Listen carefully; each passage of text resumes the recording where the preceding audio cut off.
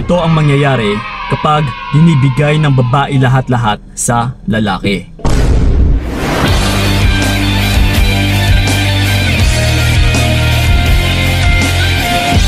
Okay, or di kaya kapag ginagawa mo rin lahat-lahat para sa partner mo na lalaki.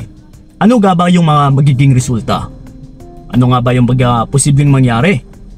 Well, ito mga utol, kasi karamihan din sa mga kababaihan ay hindi nila alam kung ano talaga ang dapat nilang gagawin or responsibilities pagdating sa relationship.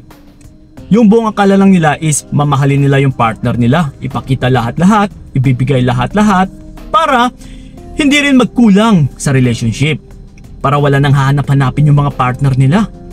Yung pala utol, kapag binubuhos mo lahat-lahat, kapag binibigay mo lahat-lahat, kapag ginagawa mo lahat-lahat, yung tipong wala nang hahalongkatin yung partner mo sa'yo, ay talagang mas mapabilis po na magsawa yung partner mo.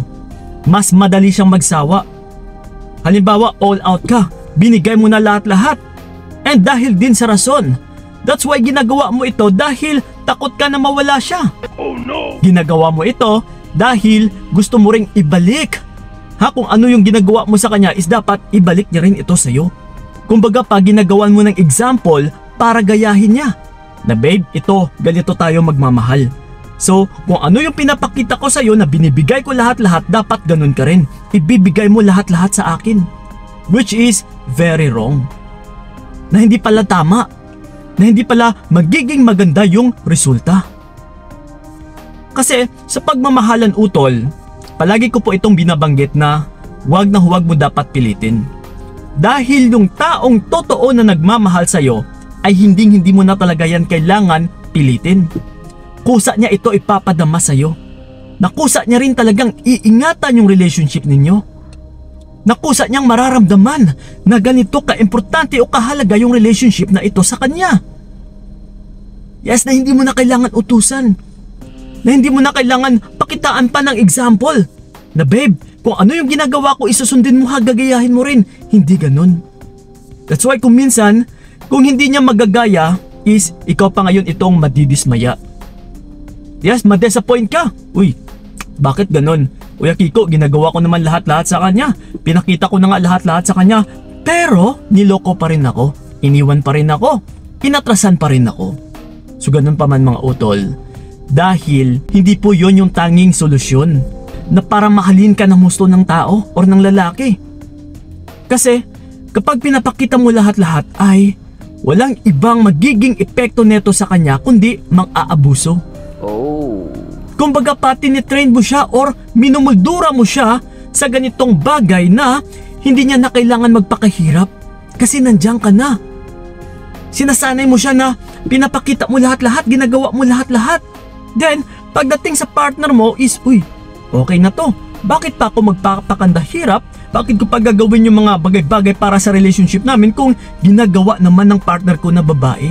Yes. Bakit pa ako magpapakahirap kung siya mismo nagpapakahirap na para sa akin? Yes, utol.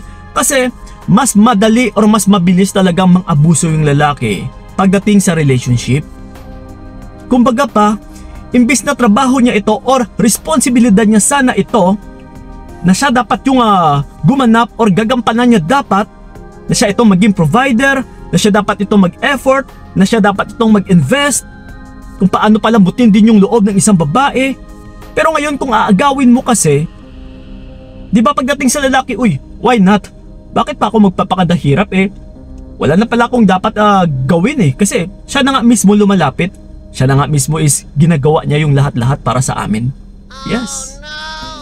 So ngayon, kung hindi na makapag-effort yung partner mo, hindi na siya makapag-invest, which is puro na ikaw dahil ginagawa mo na yung lahat-lahat, ay mas lalo nang liliit yung pagtingin niya sa relationship ninyo.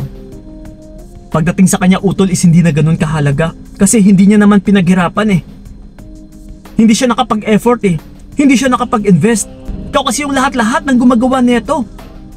Diba? So kabaliktaran. Inaagaw mo na yung masculine frame ng lalaki. Yes, lumalabas ka na rin sa feminine frame mo. Then tiyak, hindi talaga magwo-workout yung relationship. So again and again utol, yun po yung magiging resulta or yung mangyayari kapag binibigay mo lahat-lahat sa partner mo, mas lalong liliit talaga yung pagtingin niya sa'yo. Yes, mas lalong mawawalan din siya ng respeto sa'yo. Andiyan ka na pinapakita mo na lahat-lahat. Okay? That's why if I were you, utol, kailangan talaga ishayaan ninyo yung mga lalaki kung mag-effort ba o hindi. Kung hindi sila kikilos, then bakit kailangan mo pang ipilit or iporsige yung relationship na ito? Di ba pagdating nga sa kanya, hindi naman pala ganun ka-importante, then bakit ikaw pa yung mag-e-initiate? Babae ka, utol. Kailangan mo lang is maghintay. Dapat yung lalaki yung kikilos kung paano pahulugin at saka palambutin yung puso mo talaga. Okay? So yun po mga utol, sanay malinaw at saka sanay naintindihan ninyo kung ano yung pinupunto ko. And then sa mga gusto akong makausap one-on-one, PM nyo ako sa aking FB page na Payong Kaibigan ni Kiko. And then, don't forget to follow and subscribe na rin ang aking YouTube channel, Facebook page, at saka lalong-lalo na sa ating YouTube channel. Dito po tayo nagpo-post ng mga latest videos natin. Okay, so yun po mga utol. Maraming salamat talaga. So ingat kayo. God bless and babush! Binigay ko lahat para wala kang masabi. Kaya nga hindi